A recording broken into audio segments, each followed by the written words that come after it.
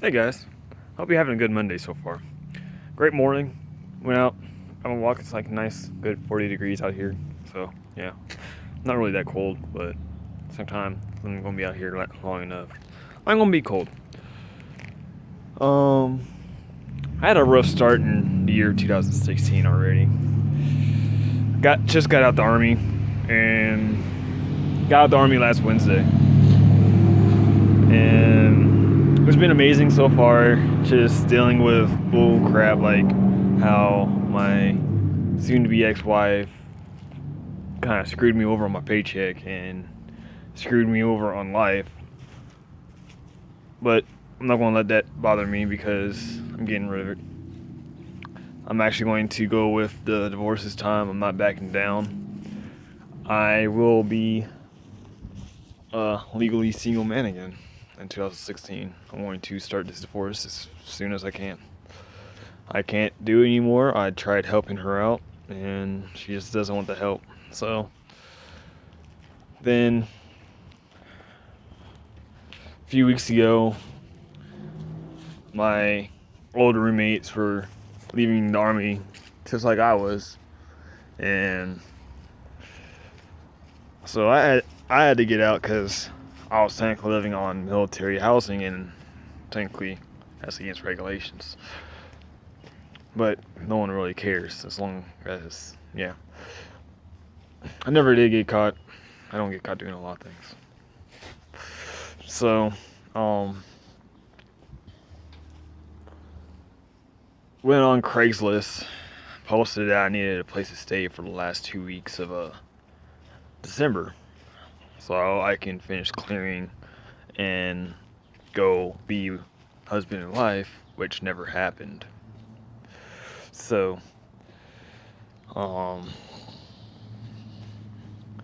this past Wednesday, I got my D214, and as soon as I got to the house, it was locked. Texted roommate saying, "Hey, doors are locked," and she was like, "I'm in Round Rock." Well, no, she's like, "I'm in Temple right now," which is like 30 minutes away from the clean, or from the house at least. So I was like, okay, I shouldn't be out here that long. So I texted her again. It's like, "Hey, do you know when you're coming?" She said, "Later. I'm in Temple right now." So she drove an hour avoiding the house to go to Temple. Not Temple, Round Rock, which is like an hour away from Temple and from the house too. So I was locked out for 4 hours on Wednesday. So I got back in, and freaking Thursday I went and got my tattoo and new tank for my vapor. So I like this tank. It's a double tank, and it works pretty well for me. So when I got back to the house, I texted her because I checked both the doors and both of them were locked. She's like, "Well, the back door should be unlocked." And I was like, "No, you forgot to unlock the deadbolt, because the bottom the knob was unlocked, but the deadbolts were still locked." So she's like, "Well, I'm in Austin now." I was like, "Are you coming back?" Because they just left for Austin 30 minutes before I got to the house, so they weren't even there yet. So unless they're speeding, but I don't know. She didn't want to come back to the house just to let me in. So that was my post saying, "Sleeping outside, that's how I'm celebrating New Year's Eve." My good friend Amanda Lewis came and scooped me up. I stayed there for a few days and came back to the house yesterday and got back in. I'm gonna go talk to one of my good friends about helping me move my stuff out. He's like, "Yeah, I'll be there shortly. I'm doing some errands. I'm running to Fort Hood in a bit, so I'll be clean about 30, 40 minutes. So, all right. And as soon as I like try to walk back in, I realize I had a text from her. It says, unless you're here to pay me $200, which I didn't have since my student PX kind of screwed me on my paycheck. She was like, well, you need to find a way. I literally told her, do you want me to rob a bank or something like that? Like, how am I supposed to get $200, which I won't have for another like 2 weeks? And she's like, well, you need to find a way, but you're not getting your stuff. Which mean, when I mean all my stuff, I mean my TV, my clothes, all my military documents, my military clothing, all that was in the house. My chargers, she wouldn't let me get anything. And I've had problems with her before. Like, she'll go out with friends and leave her kids behind. She has 2 kids. She has a 2-year-old and a 7-year-old. And she barely spends time with them. That's my honest opinion.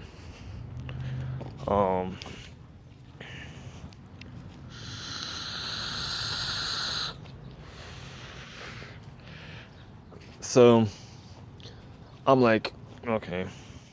So I told her I was going to call the cops, and she didn't let me back in because she can't hold my stuff. It's kind of illegal, and what she had in that house was kind of federal stuff, since I'm on military stuff in there. So if I were to get called back into work saying, hey, you need to freaking be here and come to work, because I can still get recalled and all that. I've seen it happen. Some dude was on his last week of terminal leave and he got called back. So if I wasn't able to get my uniform and all that, that was a federal offense. So what I did was I did call the cops, and she called the cops because I refused to leave. Would you have refused to leave when all your stuff is in the house and she was keeping you from your stuff? Because I already spent like $40 on 2 chargers. One charger didn't really charge my phone and it kept draining it, so I had to go buy me another charger, which was a fast charger. So thank God, because you know how Samsung Galaxy S6 loves fast charging. Charge my phone in like an hour instead of 5. So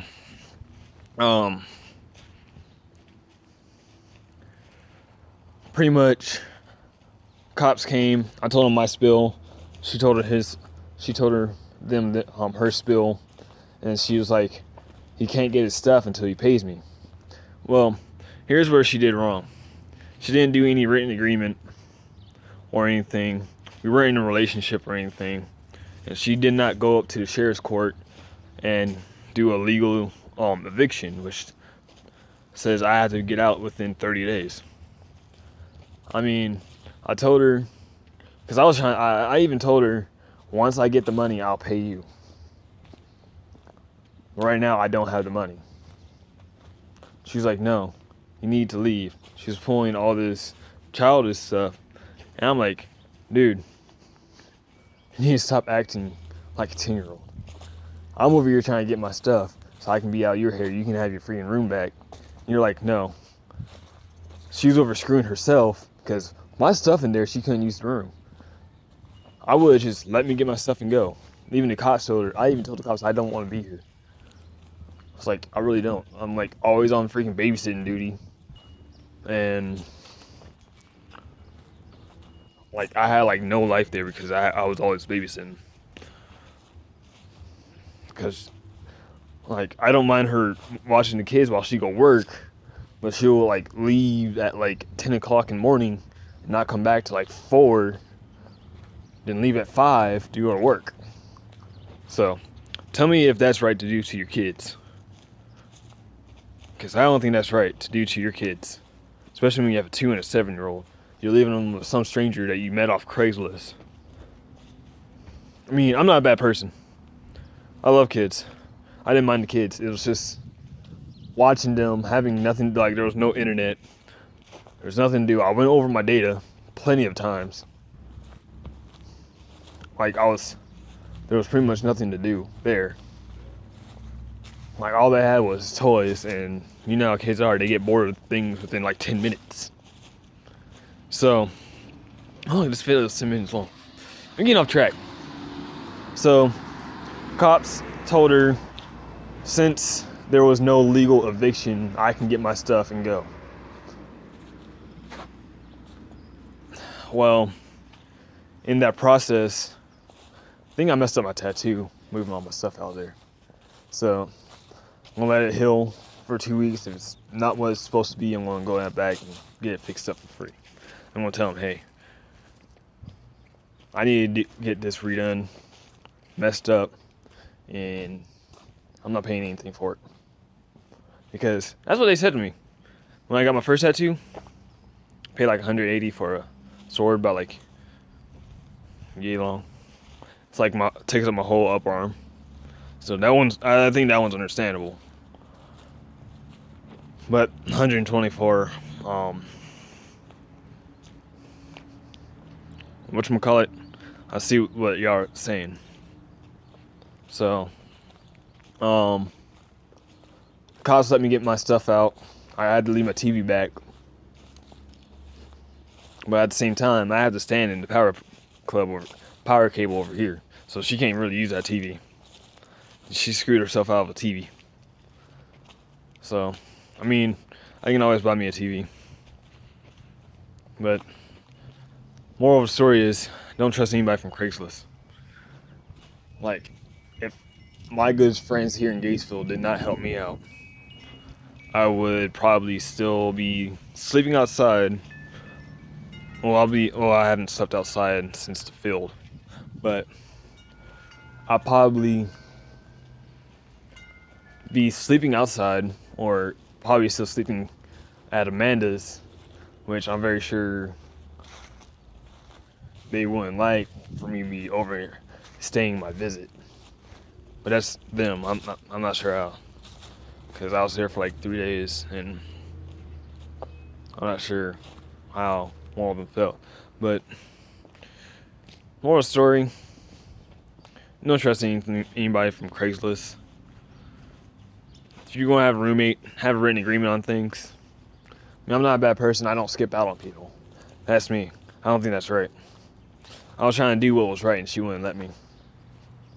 I even gave her my word saying, hey, this is what I'm going to do. Once I get the money, I'll pay you. She's like, well, until you get that, you're not getting your stuff. You can't hold people from their stuff, especially clothing and stuff.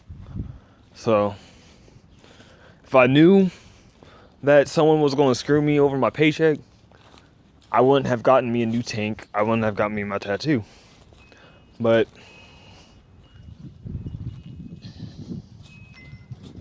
I didn't know that she was going to. That wasn't my plan. It wasn't my plan to be locked out on New Year's Eve. It wasn't my plan to be screwed over. Sometimes things doesn't have a plan. I didn't have a backup plan either. So, always have a plan, have a backup plan, and life will get you far. This will be a great 2016, guys. Love you.